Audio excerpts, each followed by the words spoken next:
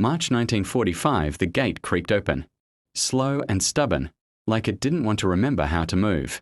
The women froze. Beyond the wire, there was laughter. Not mocking laughter. Not cruel. Real laughter, loose, careless, almost musical.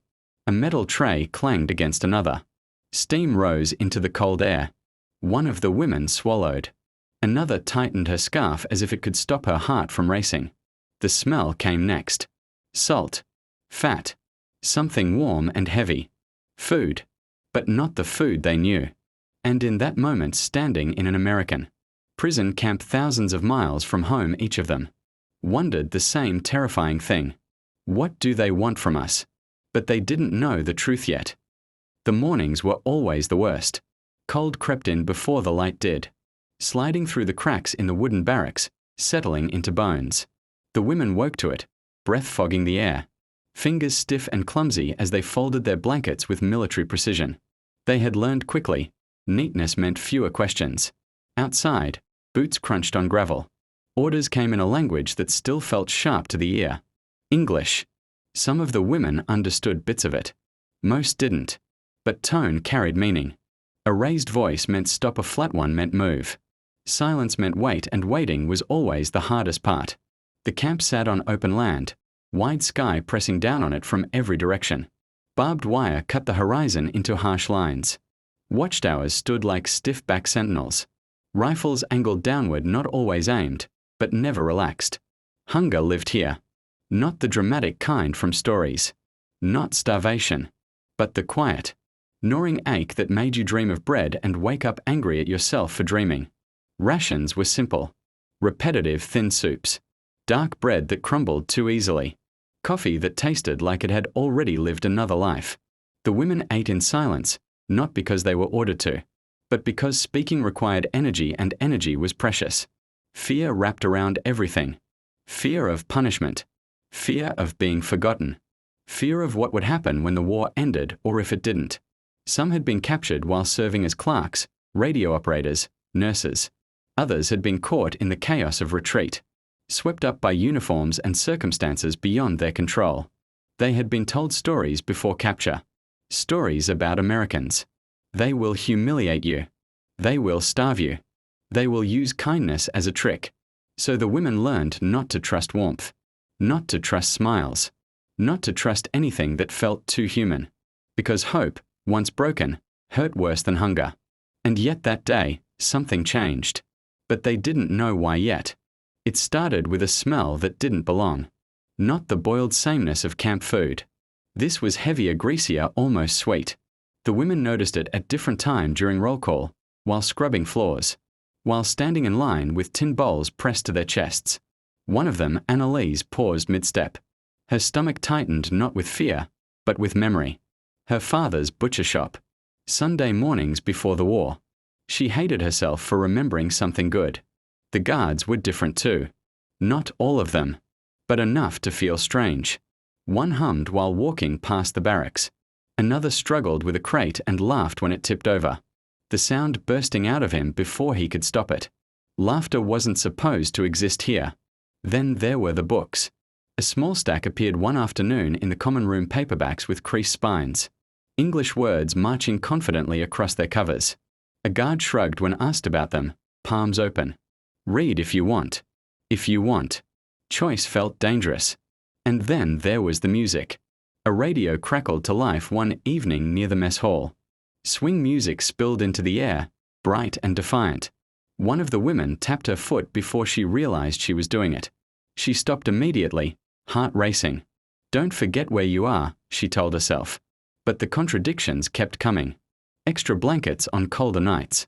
Soap that smelled faintly of flowers. A medic who spoke softly and waited for answers instead of demanding them. Each small kindness landed like a question mark. She wanted to hate them but couldn't. Not fully. And that frightened her more than cruelty ever had. Because if this was kindness, why did it hurt so much? But the real test hadn't come yet. The announcement was simple. Mess hall. Special meal. The words passed from mouth to mouth in German whispers, growing heavier with each repetition. Special meant many things. None of them good. The women lined up, shoulders tense, eyes down. The smell was stronger now, curling through the cold like an invitation that couldn't be trusted. Inside, metal trays waited. On them, thick slices of pink meat, glistening with fat. Potatoes mashed smooth and pale. A ladle of something dark and glossy pooling at the edge. Annalise stared. "What is it?" Someone whispered. She didn't know. None of them did. A guard noticed their hesitation. He pointed to the meat, searching for words. "Corned beef," he said slowly, like the words might bite. "Beef." Meat like this had vanished years ago back home. Hands shook as trays were lifted. The women sat spaced apart, eyes darting. No one ate. Minutes passed. Then one woman, older hair, streaked with grey, cut a small piece and lifted it to her mouth. She closed her eyes as she chewed. Her breath hitched. Tears followed. Not loud ones. The quiet kind that fall without permission. "It's warm," she said. That was all. But it was enough. Forks moved. The first bite was shocking. Salty. Rich. Heavy on the tongue. It filled the mouth in a way nothing had in years. Annalise swallowed and felt something break open inside her chest. She thought of her mother's kitchen. Of laughter that used to live there. Of how hunger had made everything smaller, including hope. Across from her, a young guard watched, uncertain. He looked like he wanted to say something and didn't know how. "Good?" he asked finally. Annalise nodded. The word felt inadequate. That night, she wrote in her diary a scrap of paper she kept hidden in her boot. "Today I ate something I was not supposed to eat. Not because of rules. Because it felt like forgiveness." She didn't know if that made sense. But she wrote it anyway. But the war wasn't over yet. Spring came quietly. The mud dried. The sky softened.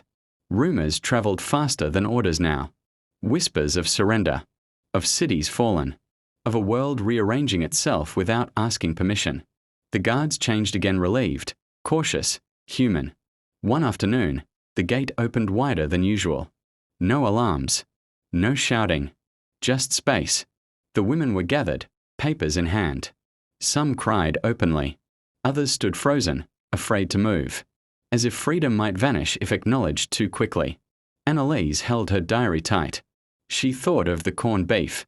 Of the strange kindness of being fed without hatred. Of how that single meal had cracked something open inside. Her she didn't know needed air. As they stepped forward, a guard, same one from the mess hall, caught her eye. He nodded once. Not as a victor. Not as an enemy. Just a man saying goodbye. The gate didn't creak this time. It opened. Light spilled through. And for the first time in years, the women walked without counting steps. Years later, Annalise would try corned beef again. In a small kitchen. In a quiet country with hands that no longer shook. She would pause before the first bite, remembering. A campus smell, a moment when fear loosened its grip. War took everything. But humanity shared across a metal tray gave it back.